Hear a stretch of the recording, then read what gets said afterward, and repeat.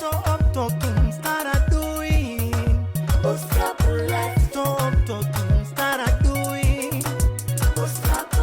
looking to be more creative and innovative?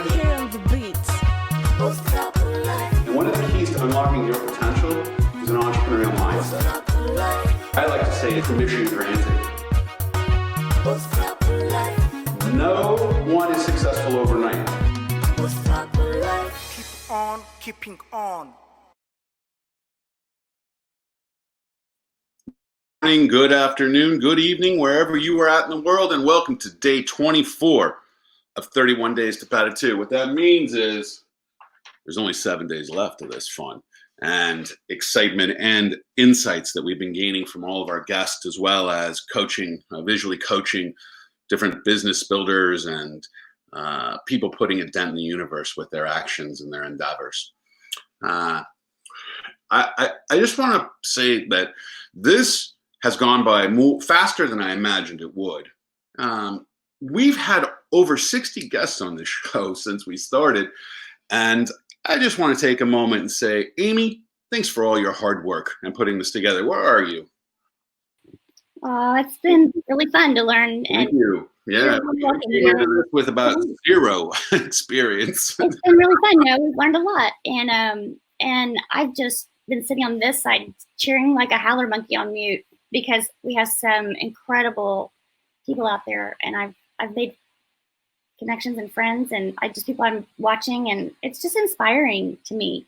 So thank you for the invitation to be part of this with you. Even I love being back here, just listening. I learned so much, and this is fun.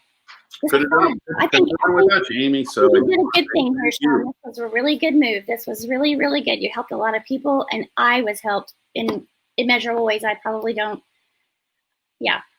Well, we've learned a lot, and it was a stretch. Again, that 21 days to 31 days was to change our behavior. Right? You didn't know your behavior was going to get changed in the process, but I knew mine was, and anybody else who was part of this. And so Dolly, as well. Hi Dolly, out there. It reignited mine. And my mother's, I bet you, has been changed a little bit too. I know she comes in every Sunday. So, yeah. But I do think that this is just what I want to highlight is just graciousness, right? Being gracious for those things you do have in your life, no matter what it is, right? There are small things, and most of the time it comes down to people. And so I'm grateful you're in my life, Amy. And it's a real pleasure to be here. We got to do Justin Bieber. Okay. All right. You can post that one on TikTok. That's fantastic. All right, everybody. Let's get back to it. Let's bring in my mother. Insights from Sean's mom. Hi, Mom. Sean. How are you doing today? I'm doing great. Thanks for getting up so early. It's 6:30 a.m. in California. And, yes, it is. And I gotta say, you're a trooper, and I appreciate it. Thanks, Sean. My pleasure. What? My pleasure. Well, thank you. You've added so much value, and you bring a new perspective. And I've learned a tremendous amount through our engagement, where I've learned about myself more, and will continue to do so, I'm sure. We've been at this now for this is our third Sunday, right? Third Sunday? And so what's on your mind then? What are you thinking about as you understand what we're trying to do and how we're trying to help people? Is there anything that comes to your mind that you think would be valuable to share with our audience out there today? Well, actually, I do. What I'm going to kind of do, Sean, is recap what I talked about before. It ties into so many of your speakers' parts of it. Mm-hmm. I'm going to put it together. Okay. And so it starts with we need to have a goal. Mm-hmm. And then I'm going to go to the vision board, Amy. Here we go. Okay. I'm going to follow you along, Mom. Go ahead. Have a goal. You have to have a goal of what you want to do, where you want to be, whatever your goal is. And then once you have a goal, comes affirmations. And affirmations are things that you say that help you along to your goal, because it puts it into your mind and your mind starts picking it up. For example, you might say that you allow money to flow to you easily and effortlessly. If it's money, if it's something that you want that you don't know how to do, you might say, I'm brave enough to handle whatever comes along the trip. So your affirmation sets the tone of what's going to happen in your life. Sets the tone. I like that. Yes. And then once you have your affirmation, then it takes action. And because your affirmation is about your goal, your actions will be in line with your goal and move you along to your goal. And the actions might be, and what happens when you have a goal and affirmations, things that start appearing that relate to what you want to have happen. And it's kind of amazing. They just show up. So your actions must align with what you want to do. And then next is your speaking. So your speaking is very important. If you think you can't do something, you can't. And if you think you can, you can. And as the famous Henry Ford, the founder of Ford Motor Company, way back 2 centuries ago, said, if a man thinks he can't, he can't. No, if a man thinks he can't or a man thinks he can, he's right. So whatever you think makes you right. Your mind, your body, you go along with it. So your speaking is really important. You have to keep it in line with your goal and your actions. Pardon? I just said, what I was doing was what you think, right, is what you create. Oh, I see. Yeah, good idea. There's the it's I'm drawing really fast on an iPad here, Mom. So please forgive my drawings. They're let go of all judgment. You are what you think. Yes, absolutely. And so it's kind of like if you say, or you try, I'm going to try. Oh, wait, no. So try picking up a cup. Try. You can't try. So you are either picking it up or you aren't. So you say, I'm going to pick up this cup. Do. I'm doing No it. try, as Yoda would say. Yeah, no. I want to touch on one thing you brought up back here, which I drew a magnet. It's a really poor magnet, but it is a magnet. I see. Attracts for what I want, right? It's a magnet for what I want, right? Your actions, your affirmations. Yes. Talk to me about how you become a magnet for what you want. Like I know it's about affirmations, but you talked about some things that maybe some people would correlate to a miracle or you know what I mean? Like things start coming to you and start arriving, and it happens every time. Like it's happening right now in terms of just putting this 31 days to PADITU. Every day is like, whoa, man, we put something out here, we're getting it back, which we thought in our minds would happen, and it's happening. But let's talk a little bit about this, because how do you become a magnet for attracting what you want? Talk about this. How do you become a magnet for attracting what you want? Well, through the steps I just gave you and thinking. I mean, it's like it becomes obsessive. Eat, sleep, drink, everything. It's all about this is going to happen. It's going to happen. And I go to bed thinking about it happening.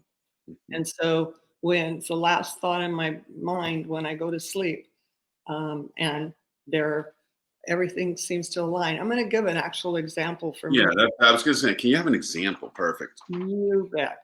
So my example is I was a brand new realtor in 1978. That's a long time ago. And women, the last century, and women were brand new in real estate. It was a male-dominated industry. And of course, they did not think we belonged there and that we belonged at home taking care of those babies. And so there I was, one of a few in the office that was a woman. And it was not the easiest thing because you weren't wanted, and they made it very clear. So for me, one day I was sitting on the floor. That's where you sit at a desk, not on the floor, and take calls. And I got a call from. You were in California, Mom. I thought maybe you're sitting Indian style, oming the. Just kidding. Wow. Nudge, nudge, wink, wink. No. I was sitting at a desk, and you take calls. And a gentleman called in and said he wanted to buy an apartment building. I go, whoa, apartment building. I like that. More money.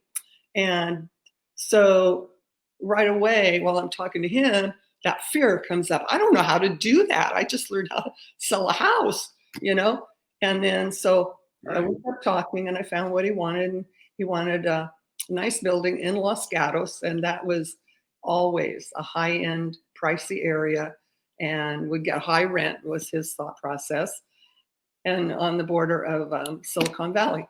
So I tell him, yeah, I can do that. I'll find you one. So what I found out in my process was that there's residential real estate and there's commercial real estate, and all the multiple units are in commercial. So here we go. So I start calling commercial brokers. Nobody will share anything. They go, what are you doing in real estate? You don't belong over here at commercial. You're in residential. You don't even belong in real estate. I go, well, I'll show them. And so I developed a method of, if I don't have anything to show the client, I'm not making a sale, right? So I'm making a sale. I got my affirmation going that I'm making a sale of an apartment building. And I'll find out how to do it. Whatever it takes, I'm going to do it. So the first thing is you got to find something to show the person, the buyer. So I started calling, and they wouldn't cooperate. So I go, how am I going to get them to cooperate with me? So I call back, and I have the phone, and I'm talking to them, and they won't give me information. So I go, wait, just a minute. My client's here. He's talking. Well, hold on a minute. So I cover the phone, have a fictitious conversation with my client, go back and say, well, because they're saying, give me your client. And I'm saying, no, I'm going to do this. I mean, in my mind, I'm doing this. So then I tell them that, well, I'm sitting here with my client. We're going to go out and look at apartment buildings at 1 o'clock today. And I would like to show yours, but, and my client, he's saying he wants to work with me, not you. So I'm sorry, I won't be able to do that unless you get me a copy of the pro forma by 1 o'clock today. And he goes, what?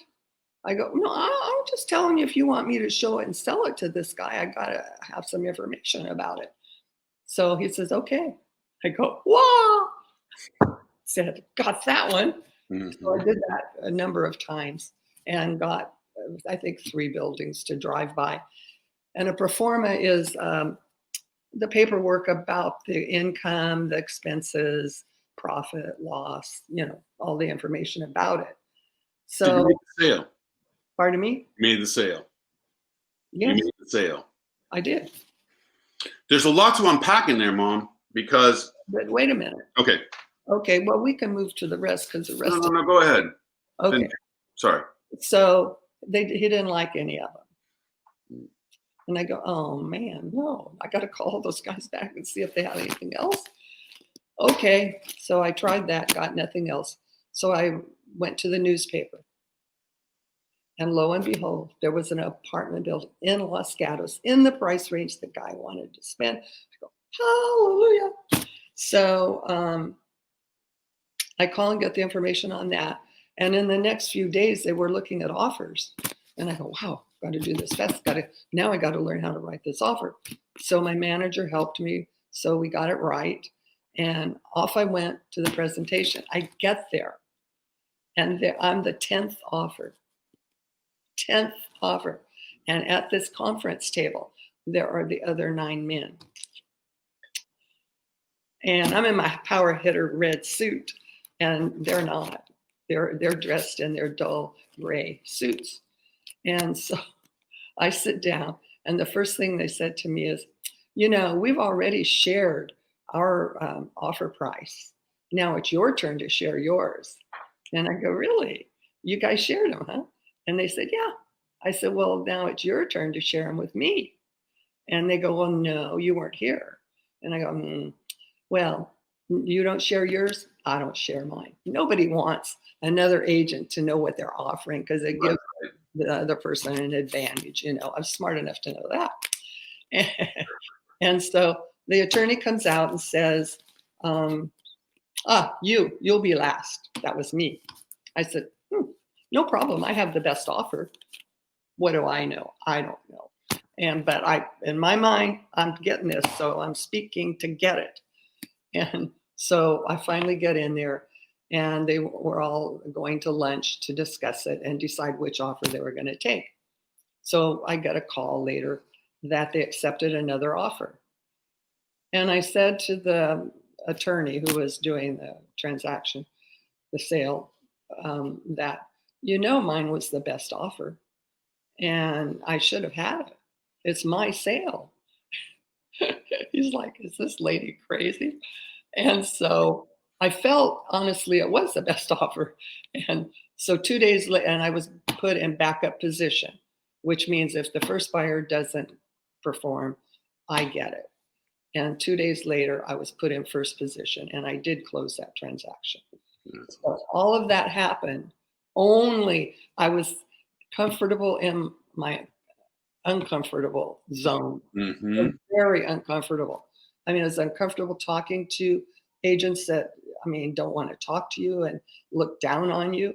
And then to get there and be told, you can be last. And maybe I should have been last. I don't know.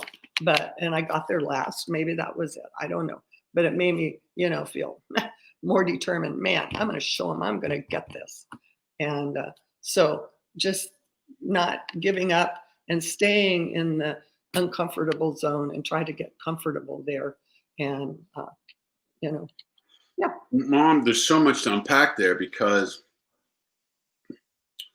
while it's, I think, easier for women today, it's still difficult. And I see the way that there's a difference women are treated and in different environments that I've been in, and back in the 70s and early 80s. And it was blatant. It was a very different time, for sure. And what I think about is that intestinal fortitude, or that fire in your belly that it's almost like a fuck you attitude to some degree.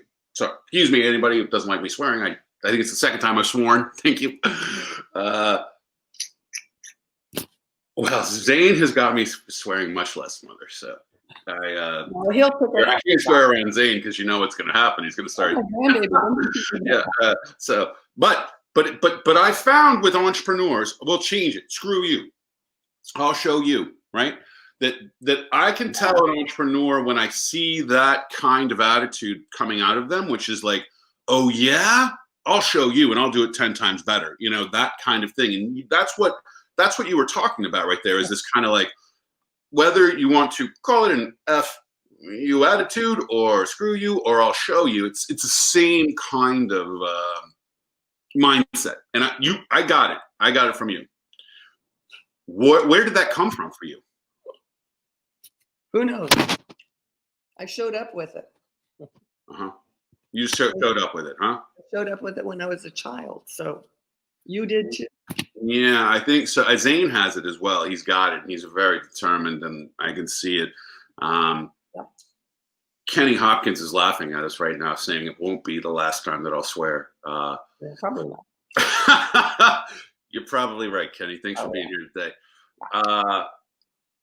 You came with it. Do you think you can learn that? Or is that something you have to have inside of you? Because I literally credit that attitude for how I got through all those difficult years going in and out of schools. Can you learn it? Can you learn how to have that, or is that an innate characteristic that somehow is part of you? Well, I'm not an expert. I don't know, but I would think yes. I've worked at teaching this to other people. Some do, some don't. Some people just have a different kind of mindset, Mom, and they can. I'm not sure if this one thing we're talking about can be learned, because it's rare to find. It's not a common behavior pattern in people.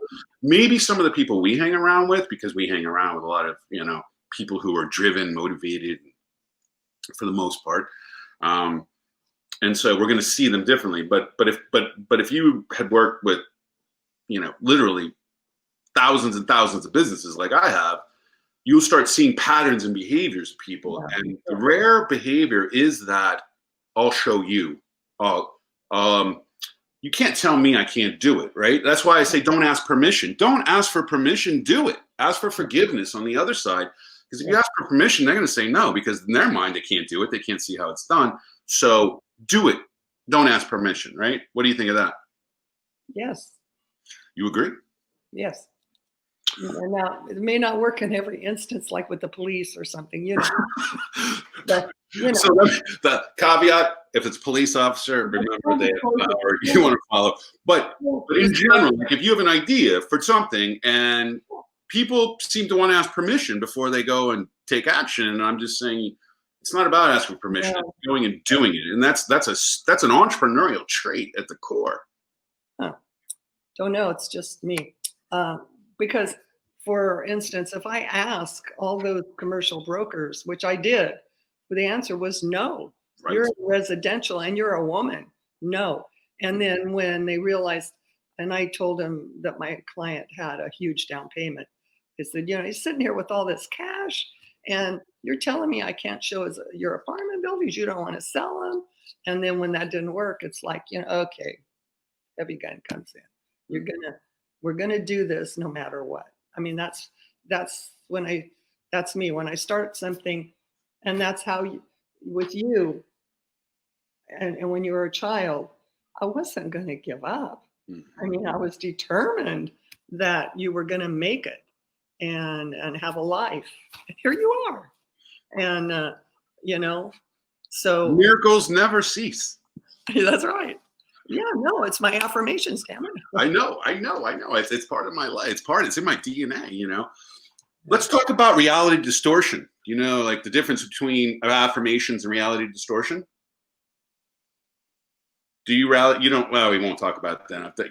You're not really a reality distorter. You're more of like a get the goal done, nothing's going to stop me person. I'm a very expeditious person. Reality distortion is another technique, but it's more around enrolling people to do things they normally wouldn't do otherwise. Yeah, that's what I did. I know. I think you've got some reality distortion in there capacities, because I know I have it. I can distort reality really, and I've practiced, right? You're a woman, and you got into real estate when there were very few. You were one of the first women to get into real estate early days. Early on, I would say, yeah. Early on, and first women going into real estate. And then, what advice? We work with a lot of women. I work with a lot of women. We're empowering women. I believe and data is showing, and what we've seen with thousands of women that we've touched and coached and worked with over the years, that they make better entrepreneurs. They're more collaborative. They're more team-oriented. They're more willing to hire locally. They can put off instant gratification for long term, so they can see the goal in the long term for the work they're having to do now will pay off longer term. There's a whole slew of things, and Harvard just came out with research last year that quantifies what we were seeing. That women just are at the top 15 leadership traits. Women rate higher on 13 of the leadership traits for business, right? You're not surprised. I can see it here. I'm not surprised either, right? I knew it. But everybody wants, where's the hard, cold facts? Here they are now. Harvard, go look it up. But what is it you would recommend? What advice do you have for women out there who are watching this show? And there are women around the world watching this show right now who could use a jolt of inspiration from a woman, like I can't do it as a man, that would help them be stronger as they go forward, particularly in a male-dominated, like a lot of countries we work in, it's still male-dominated, much like it was in the 70s. Now, same. And so a woman comes in, and the men are just not. They're just not pleasant, right? And they're trying to sabotage in some cases. What would you recommend? Well, you have to be determined. I mean, I have a goal, and you're determined it's going to happen. And once that determination in you is there, it starts like boiling, and it gets stronger. Like, nobody's going to stop me because I'm going to do this. And if you can believe it, you have a very good chance it's going to happen. If you don't believe it, you're saying, I'm going to try. There is no trying. You can't, nothing's going to happen if you try. You have to do it. That's it. It's in the doing and the speaking. So when you're, I don't know how much you can speak. Mom, your microphone. It's muted or it's covered up. No. There it is. We can hear you now. Okay. Sorry to interrupt. Go ahead. Can you hear me? Yep, we can hear you. Okay. I was just saying, did you get any of that? Oh yeah, most of it. There's a little point. You keep going. Just pick up where you were. I'm just talking, You're doing great. I mean, it's around women. We're trying to empower women. Women who are involved in male-dominated industries are dealing with men who are just awful.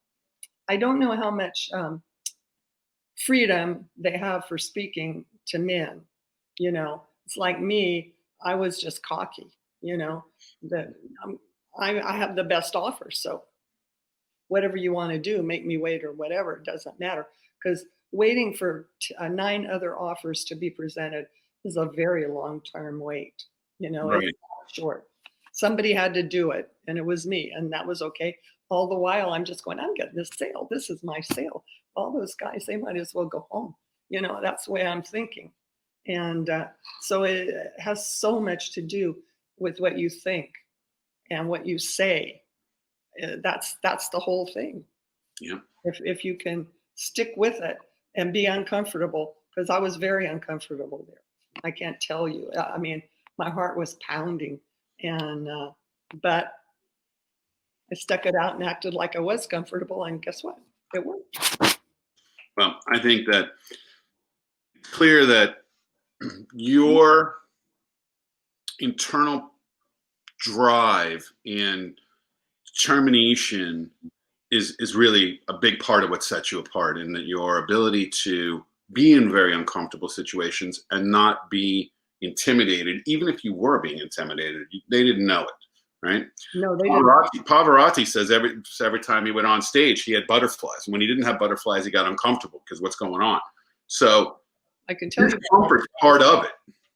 So I used to get butterflies too. Every time I went to make a listing presentation, I met a buyer, presented an offer. I just, low. And then over time, they went away. Mm-hmm. They left. You get comfortable being uncomfortable, right? And then it's not comfortable anymore. Yes, absolutely. So there is an end in sight. It just takes time. And some people more quicker than others, and others a long time. There is no shortcuts. Like people want shortcuts everywhere, right? Silver bullets. No, mine was not. It doesn't seem to be the case, and you've got to go through it to get to it. You got to sing the blues. You got to feel the blues before you can sing the blues, right? Sort of thing. You got to deal with it. I think Amy has a couple questions. I'm gonna pull her in. I put them in the sidebar, but the first one is you go. Noreen. Passionate, determined people aren't just that way in one area of their lives, I have found. But that's my singularly held opinion. Do you think that is true as well? I mean, you talked about determination in your career, and then the determination required to go out and be an advocate for Sean and for other kids who needed something more than the systems were offering. I was wondering what you think about that, right? Passionate, determined people aren't just that way in one area of their lives. Do you think that is true? Why or why not? And I have another question following it, but I'll jump off of here while you question. Well, absolutely, because it's true. Because you're passionate. Once you once you get the success from what you did, so did I know that was going to happen? Yes. And so did It I? didn't surprise you when the sale happened. You're like, of course it did. Yeah, and so once you get something like that, because people in my office didn't think I would get it. And I told them, you don't know, I'm going to have this sale. And, there I was. So that's one part of my life. So you can be passionate about a lot of things. Hobbies, people are crazy. I was for a while. And, but then I just gave up hobbies for real estate and didn't really do much anymore. So, you could have, there's no limit. It's your mind. But you literally, it's almost you're irrational, and you probably it's possible people thought you were a little crazy because listen to her talk. So she's going to close that deal. There's no way she's going to close that deal because it's not going to happen. But yet it still happened. So how you just have to have like thick skin, Teflon skin, because I'm sure there were people who thought you were kind of nuts when you'd say, I'm not worried about it. It's going to happen, right? Well, they did, because there I was, the newest person in the office. Nobody had ever sold anything in commercial. And there I was saying, I'm going to do this. It was crazy. Mm-hmm. And as far as if you look from the outside, well, even inside in real estate, it was crazy. They just didn't believe it was possible. So I gave them the impossible and did it and said, you too can do that. What happened afterwards? What was their reaction afterwards? Just curious. Surprise. Huh? Surprise. Yeah, it probably changed them a little bit too, right? They just never would, it probably took them another time before they figure out they can't underestimate you, huh? Yeah.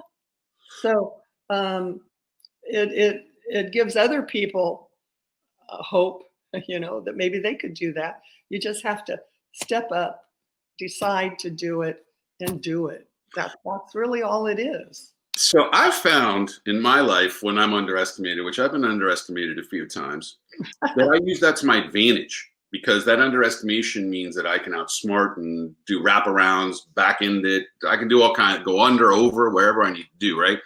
Have you found that to be true as well? That if you're underestimated, turn that to your advantage? Yeah, I think maybe it did.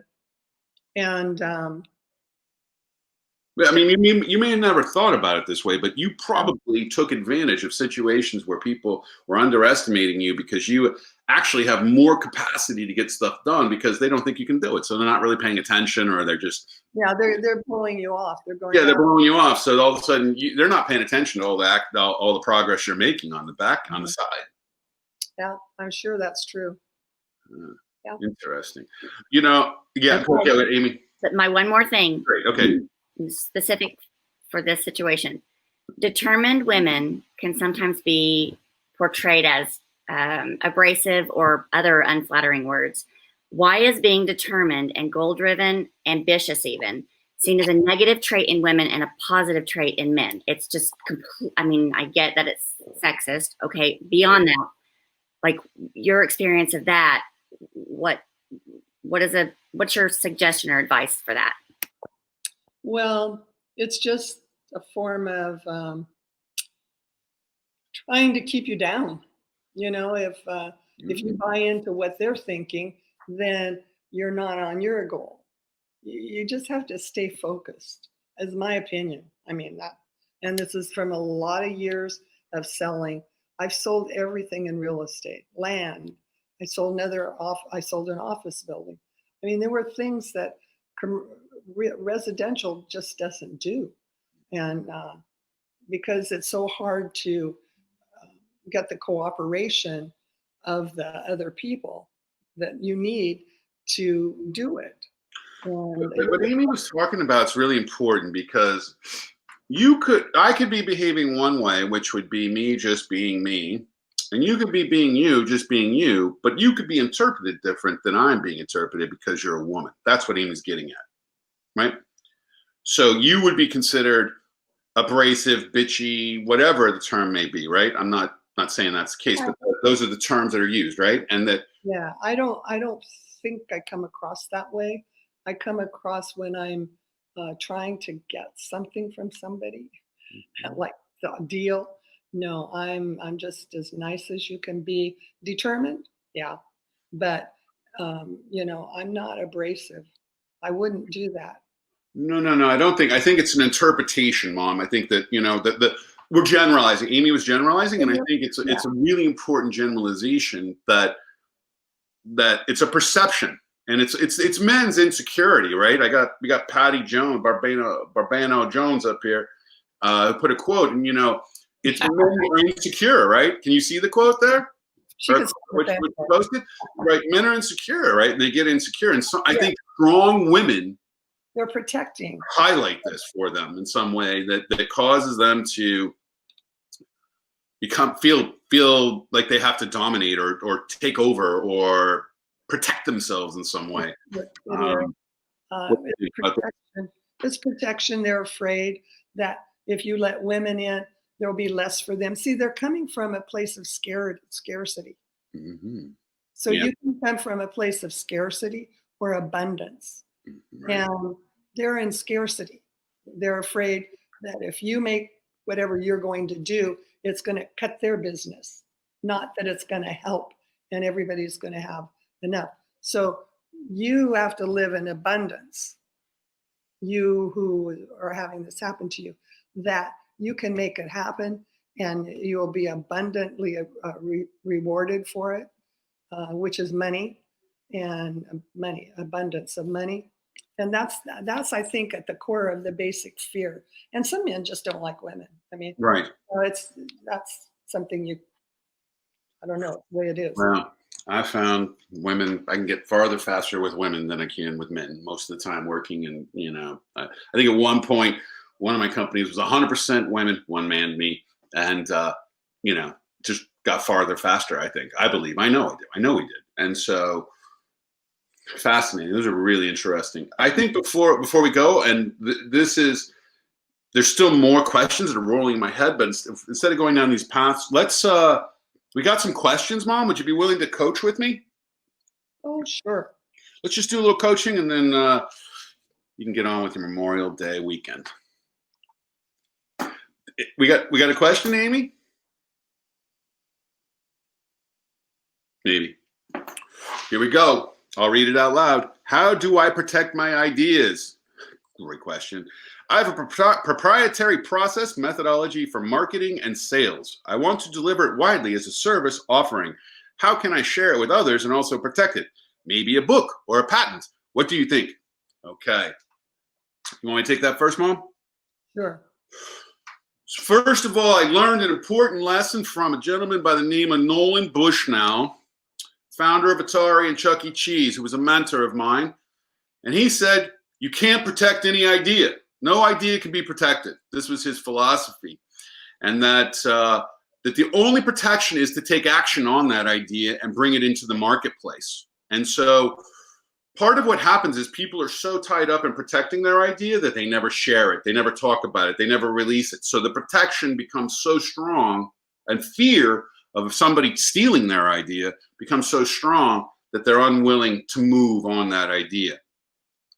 Just by putting a TM, a trademark, by names, automatically by that date starts registering that as a trademark. You can get copyrights, patents. You have to have an attorney advise you on how to do that, because once you get a patent, it's published. One slight modification and it's not your patent anymore. So even patents are difficult to protect because they're published and people can see them. So the best way I've found, particularly when you're talking about something that's a service or a methodology, which all it takes is a slight modification or twist and it's not yours anymore, go out, do it. Start selling it, start promoting it, start getting it out there. The more you get it out there, the more it gets branded with you, not somebody else. Take smart steps, have a lawyer, look at your stuff, advise you.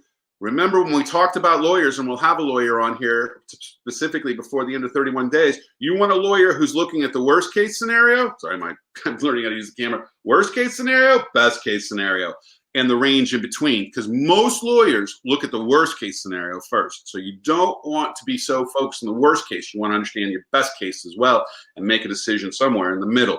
So a lawyer who has the capacity to look at best and worst case is critical, particularly patent attorneys and copyright attorneys, because sometimes they can't help it. Their brains are on the worst case scenarios. So let me repeat. One, you can't really protect any idea. The best way to protect your idea is to take action and start putting it out there, start selling it, start getting people to see it, put trademarks on it, contact a lawyer, have that lawyer start advising you on the best way to protect your methodologies, your practices, whatever it is you're trying to trademark or copyright or patent. These also cost a lot of money, so don't forget, and take a lot of time. And then start protecting it over time. But you can start releasing and going forward with all your methodologies and practices now while you're protecting it over time. One last thought before I pass it to my mom, and that is, I have a lot of trademarks, a lot of copyrights. We've been for the past 3 years defending one of my copyrights and trademarks, and it's costly.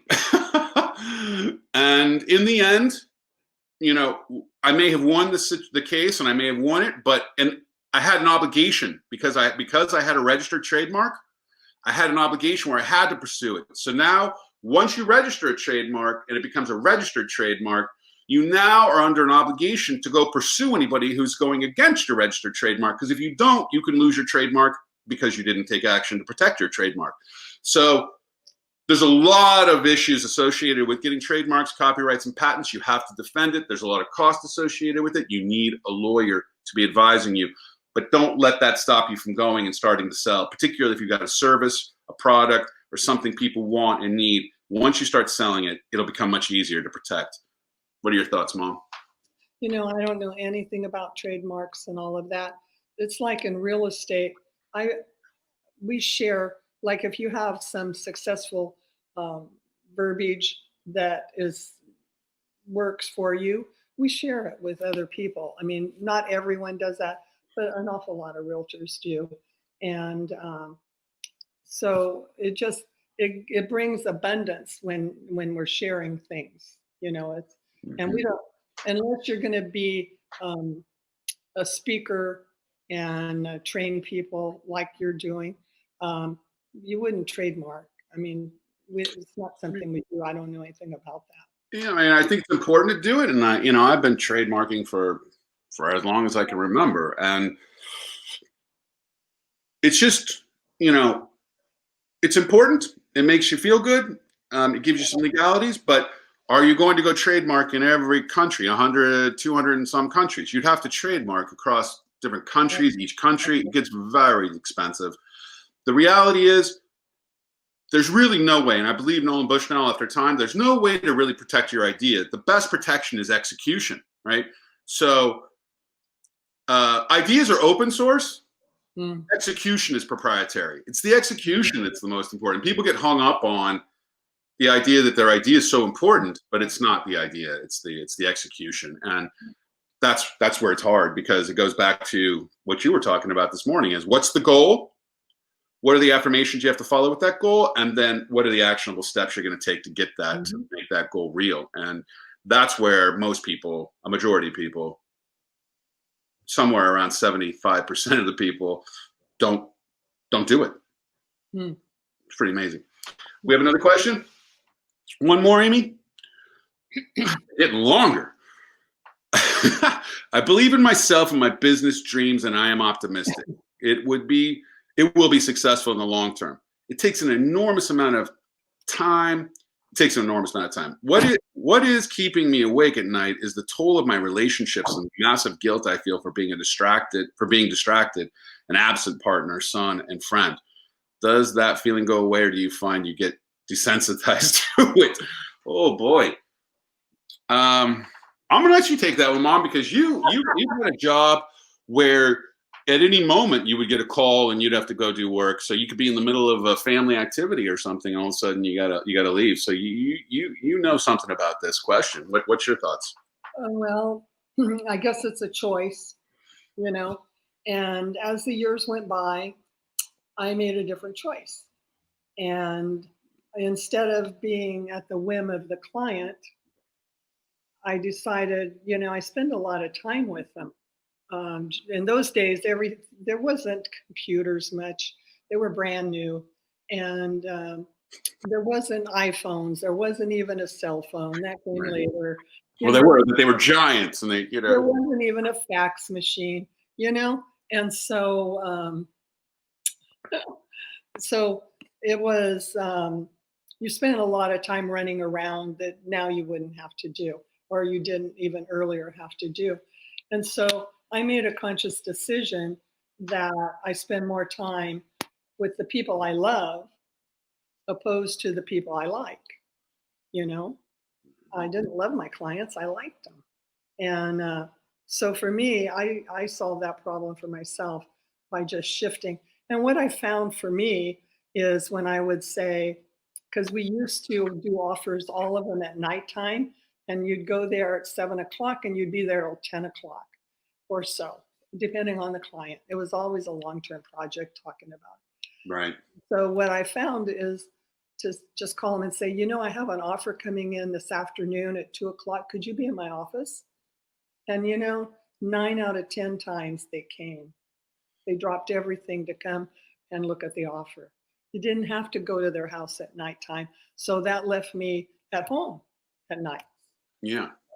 So, Yeah. I mean, I don't know in every industry if you can, arrange it in the same Well, way. I think that you can design your life, right? And so I think that what happens, and it's happened to me numerous times, is where I get swept away with what I'm working on, and it becomes all consuming, and all of a sudden I'm into 20-hour days. And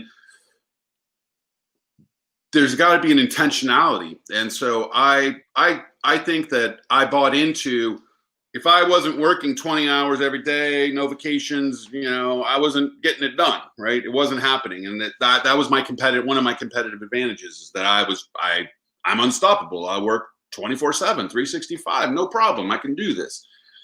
And I did, and I can, but it's not healthy. And so for the person who asked this question, I think what's important is, it's not about getting used to it or having other people get used to it, because they will get used to it and then they'll start ignoring you. They won't have confidence in you. They won't pay attention. They won't think you're dependable, because the only thing you're dependable on is what you're doing as far as your work. And so what I've found, and what I've learned slowly as time, is to be more intentional about hours. And Zane's helped me create structure in a way that's totally new to me. I'm sure you tried to create structure in my life at one point. And so, but my day goes, and there's Zane time in the morning, and there's Zane time in the evening, afternoon, or evening, nights. And that helps me to kind of compartmentalize and have more balance in my day. Even right now on weekends, I take more time on weekends than I've ever taken. There's still work done on weekends, but it's scheduled during nap times, or it's scheduled during specific times where Seema watches Zane, or I watch Zane for her. So there's got to be a balance, but you've got to be more intentional about the design, particularly entrepreneurs who get sucked into something that is 24/7, 365, and could take every second of your time. You've got to be more intentional, because it'll want you, it'll suck you, you can never get enough of what you need to give it. And so unless you make the choice to separate those times and separate your daily schedule and create more of a routine, I'm afraid you'll continue to run into this challenge, and you'll have people disappointed in you because you're not available to them. And in this case, it sounds like it's family members. So I would be focused on how to design your life. I want to say, in real estate, there's a high divorce rate because the realtor's never there. Right. Phone Makes calls sense. are gone. Birthday party, oh, I got to go take this care of this. I got to whatever. So there's a very high divorce rate. I'm one. I got divorced, and I really believe it was because I was just working 20 plus hours a day, every day, all day, every week, every month. And so for years, right? Ridiculous. It is addictive too. I mean, well, you're right, because it's easy to get into, right? It's an easy flow, and it's very natural, and you're doing your thing, right? I was having fun. Right. Well, sure, it's fun, but then it also is a situation where there are points now where I can see where I went overboard, right? And You I think? think it's important for the person who asked this question to really think about what's most important to you. Right. How can you fit everything that's important to you into a daily schedule? Write out a schedule. That's what I've started doing. I particularly when we started 31 Days for PADITU, I had to create a daily schedule, or otherwise I wouldn't get through the days.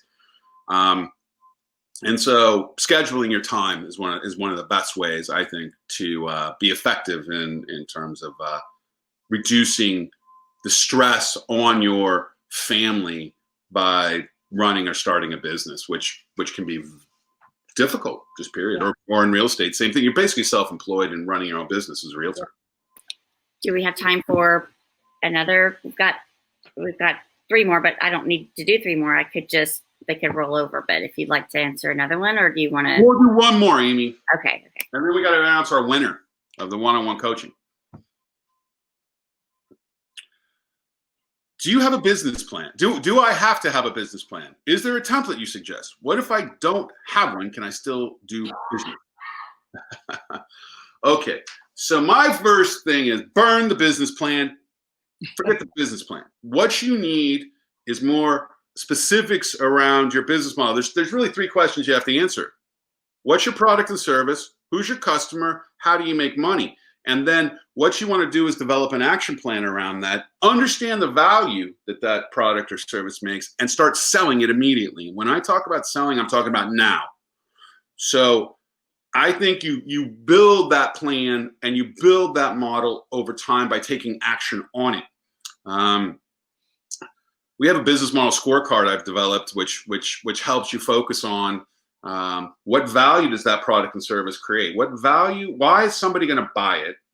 And then 2, what's that product and service and defining that product and service? And when I talk about a customer with people, I try to help them come up, particularly if you're starting a business, what are your top 5 customers you can sell to right now today? Right now today, who can you sell to? Who are they? Names, go sell. Now, you start generating revenue, you start getting action, you start getting people interested in what you're working on. You're evolving your business model, you're evolving your plan of action as you go forward. We had Ted Cundiff on here, so there is a caveat. If you're trying to get money from a bank, they're probably going to look for more of a business plan kind of document. But it's moved to a place where you can put your whole business model into 12 slide decks. So do a search on Google, look for slide decks for pitches from businesses, the most famous business you can think of. You're going to see their pitch deck. It's going to be available to you. There you go. And you can then use a slide deck to articulate your business model in a more effective way to people. But overall, don't spend a lot of time doing a lot of research, no market studies. Again, the business plan as we knew it is gone, dead, so long, see ya. What you want to focus on is your business model and accelerate it into the marketplace as quick as possible. I like to see people start selling now, today, not days, not weeks, not months, now. And sales is one of your most effective ways for research, because people will give you honest feedback when you're trying to take money out of your pocket. They'll tell you, hey, I'm not interested, but if you tweaked it this way, I'd buy 10 of them. So that's the most effective way I've found to not only create revenue quickly, but to understand the market and what people are willing to pay for and what they want. So no business plan. Go for the business model and focus solely on getting that product and service into the market and identify those top 5 to 10 customers and start selling as quickly as you possibly can. That will help you then start effectively designing, and you're not guessing on how you're moving forward. Mom? Yeah, in real estate, it is recommended to have what they call a business plan. And that's pretty simple compared to, most businesses.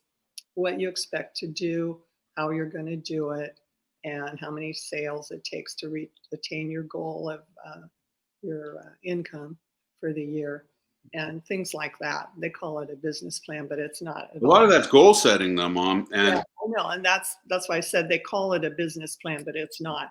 And it would include how much you're going to spend on advertising, that kind of thing. Sure.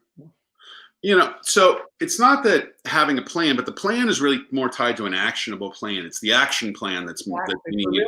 The business model is what you're performing the action plan on, but a business plan as we've known it is not where it takes months to produce and long, lots of research and lots of documentation, spreadsheets for days. Gone, forget about it. Show me that you've got a customer and you can sell to that customer and they're buying your product or service. You can sell right now with no website, no business cards, no anything. Whatever you've got, you can start selling it now. And you can start taking that money in cash and start building out as you go forward. But I'm a big fan of now, not later. Sounds like a good plan. Yeah, it's a very good plan, Mom. Mom, thanks for being here today. We have a winner. Enjoyed it. What? I enjoyed it. I enjoy your always being here too, Mom. Thank you so much. Have an awesome day. We'll see you again next Sunday. That will be our last Sunday. It'll be the last day of 31 days to PADITU, you and me. Okay. We'll have some other special guests on that day, so it'll be we're not sure about the format, but it's going to be good. Okay. Thanks, Mom. See you then. Bye. Give Dad a big hug. Love you. Yes, I will. Wow. Always interesting dialogues and discussions with my mother, Noreen. Thanks for being here, and thanks for inspiring me all my life, and now inspiring other people who are watching and participating in 31 Days to PADITU. Okay, we have a winner for another 1 hour of one-on-one visual coaching with me. We're going to record those. You'll be able to have those. We're not going to broadcast them. We're going to record them just for you. I'm going to be visualizing as we go, and we will be overcoming your biggest challenges and accelerating your endeavor forward as fast as we possibly can. Okay, that is Sergey G is the winner. Sergey G is the winner. Congratulations, Sergey, and continue to apply. I'll be doing one coaching session a day for the rest of May. And get your applications in there. It's not very difficult, but the results will change and potentially change your life. All right, we'll see you again tomorrow. Same PADITU time, same PADITU place. Thank you very much. You got to never ever give up. Keep it up, keep it up. Never ever give up. Keep it up, keep it up. Never ever give up. Never ever give up.